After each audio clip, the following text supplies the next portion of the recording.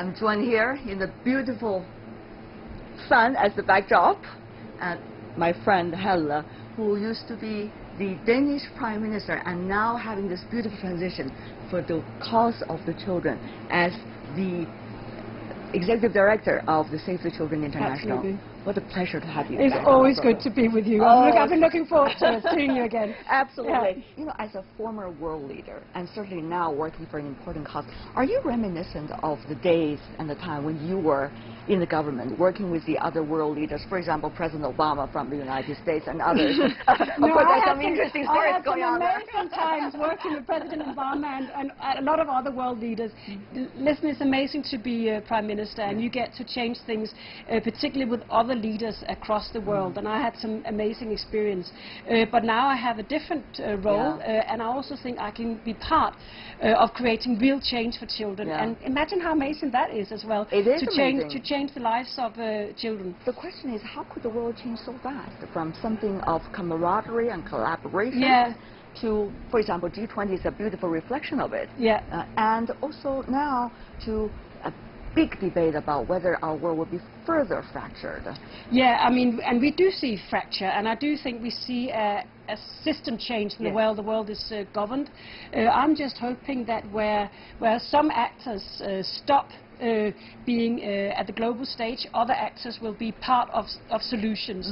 And I'm hearing good noises from many corners of the world. So again, we need to keep talking together. We need to use international institutions. And I can't think of a single crisis in this world, North Korea, Rohingya crisis, that doesn't actually take more international cooperation rather than less.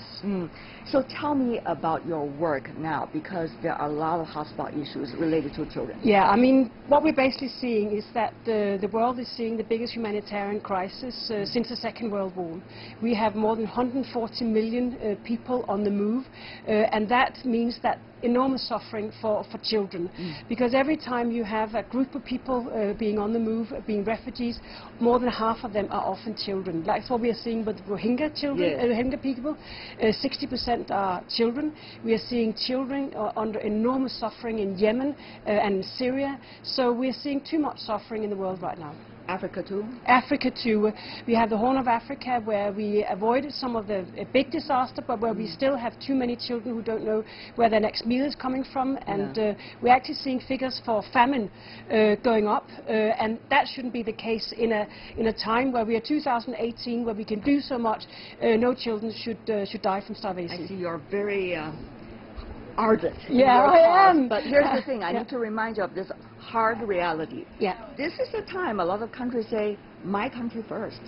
Yeah. Do you still have enough supporters for your cause? I feel that we do, and I feel that the world is changing. Maybe the world is becoming bigger because we see more governments taking responsibility. I'm not a pessimistic person. I think there's a lot of hope for us out there. I was in China recently, and what I'm seeing in China, for example, is that government want to take more responsibility, not only for the Chinese people, but also for other people. Engaging with the Belt and Road Initiative, but engaging wider in trying to help worldwide. And I think that's very encouraging.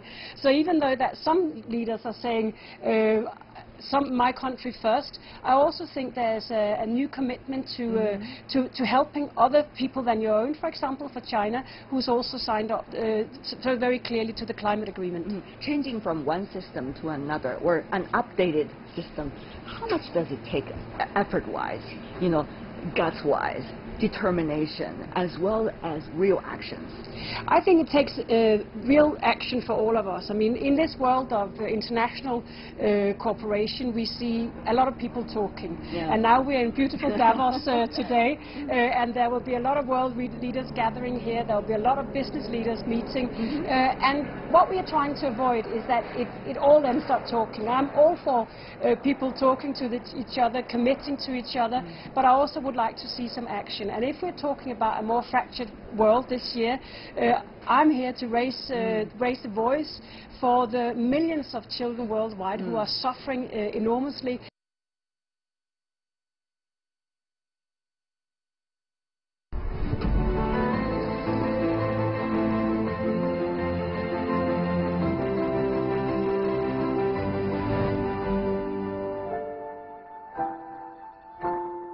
that's for me, Tian Wei, from the side of the World Economic Forum 2018, bidding you goodbye. If you want to find our program, try to find us on YouTube. Just go into search us, World Insight with Tian Wei, CGTN. You could also find us on Twitter, Facebook, as well as Sina Weibo. From me, Tian Wei, here in Davos, on behalf of my team back in Beijing, thank you so much for being with us. I'm bidding you goodbye.